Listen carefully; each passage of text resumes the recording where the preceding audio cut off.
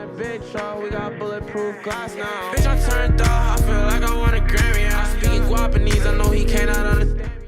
Hey guys, so in today's video, I'm going to be teaching you tips and tricks on how to get better at Puzzle and Dragon's Gold. I've been seeing a lot in the comment section that a lot of you guys are getting worked and absolutely destroyed in this game, and you're not sure on how to actually get good. So first of all, I just want to say that this is not the kind of game where you can just download and get straight into the battle without learning the game first. So my very first tip is a simple one, and if you didn't do it, shame on you. That is going into the Puzzle and Dragons Academy. And you want to go into this because it pretty much teaches you everything that you need to know about playing this game. So here in the Academy, it starts with the more basic tutorials and then moves into the more advanced ones. So when you are in the Academy, make sure you start out at the very top. The first tutorial will teach you how to move the orbs, then it moves into how to erase orbs, about combos, orb movement time, combo practice, battle rules, erasing crosses, erasing squares, and erasing multiple colors. So even if you've already completed these tutorials, make sure you go back through and play it a second time if you are struggling, because you might learn something that you completely forgot about when you started playing the game yourself. So go through and play these tutorials. My second tip is to go into the monsters tab and learn something about your monsters. For me personally, I usually have a predetermined strategy when going into these battles, and there's no shame in that. You want to know your monster abilities. For sure know the starter monsters ability, because that will change how you play. Like if you go through here, my favorite team right here is the Evil Eye Cyber Beast Kakab. And one of the things that I know about this monster is the fact that he gets 4 times attack when erasing 5+ linked dark orbs, and then damage is reduced by 75% when erasing 5+ linked fire orbs. So knowing that, when I go into a battle, I look at all these other monsters' abilities and I play to that. So if I need to do a lot of damage, for instance, I know to go straight to Phantom Charge, which changes the top row into dark orbs. And the reason why it's necessary to know your monster's abilities is you're not going to have enough time in the game to figure it all out, because you have 10 seconds before the turn starts to click on your monster and make the ability. So if you're actually sitting here and reading through each and every single one of these abilities, you will have no clue and you won't have any time to just click stuff randomly, and it's not going to work out for you. So you want to make sure you know their abilities, know which monsters to use in certain situations, and a lot of the times, like I said,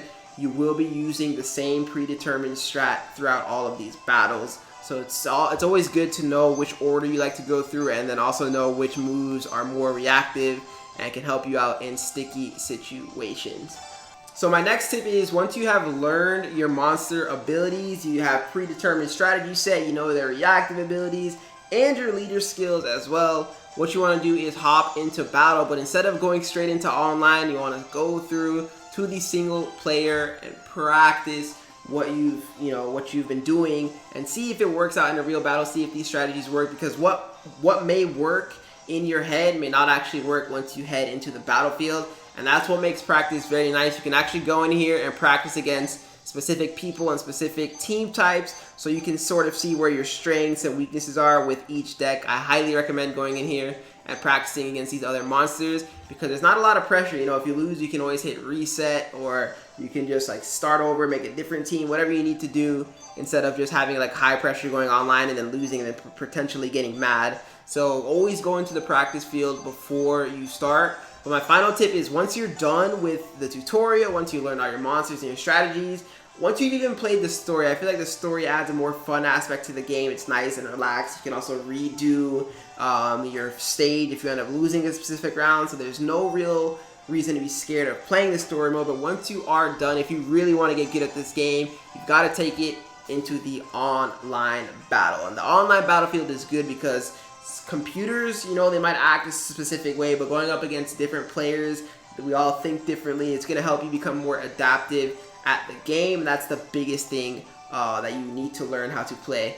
Once you are done with that, you can also go up against your friends in real life, which is a lot of fun too, because it's competitive. You guys can trash talk and go through that as well, which I always have a great time doing. Oh, and then one more tip as well that I left out is looking at the puzzle for the full 10 seconds before you start moving it. I know that one of my friends does play this game, and when he hops into his turn, he just sees one combo and then he just starts tearing up the entire board.